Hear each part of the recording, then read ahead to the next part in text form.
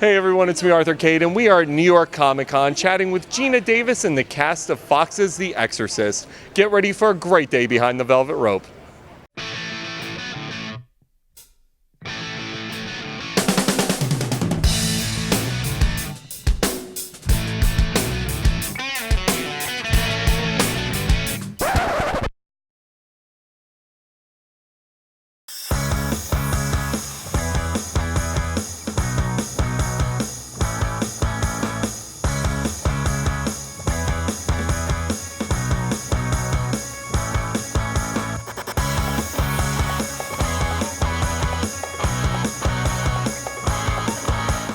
Hey everyone, it's me, Arthur Kade, the one and only Geena Davis. I was just congratulating you. How many times did you get to remake one of the great classics of all time, like The Exorcist, right? Right. Well, in general, I think one wants to avoid remaking a classic. And this is not a remake of that movie because there's no better scary movie than The Exorcist, in my humble opinion. But it sets the bar very high. But this show takes place in the same world that the movie took place in. Like in the first episode, our priest is researching exorcisms and sees photos from that exorcism, that took place 40 years ago, from the movie one. So we're kind of tied in, and you hear the Tubular Bells music at some point, and so. But it's a new family, a new story of things that are going on, and it's really spooky. You've had such an incredible career. What draws you to a role like this? When do you say, what clicks in where you say, this is what I want to do? For me, it's always been when I read it, if I say, oh, I want to say that. I want to be in that circumstance, that I can picture, oh, yeah, I want to do this. And I always say, fortunately, I haven't run out of money, so I can wait till something good comes along. And this definitely made me say, oh, I want to do that stuff, yeah.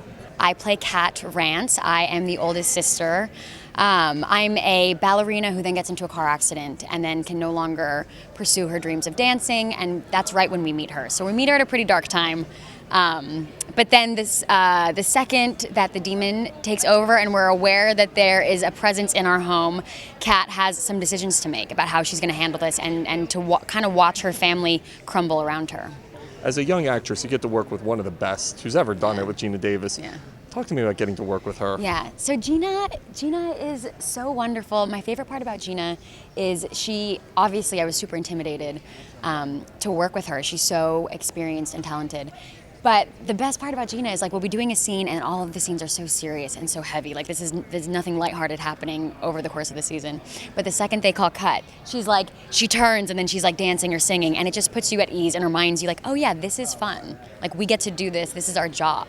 You get to remake one of the all-time classics with The Exorcist. It's got to be exciting. How did it come about? It's exciting and a little bit terrifying. There's definitely a lot of pressure to get it right. A lot of pressure.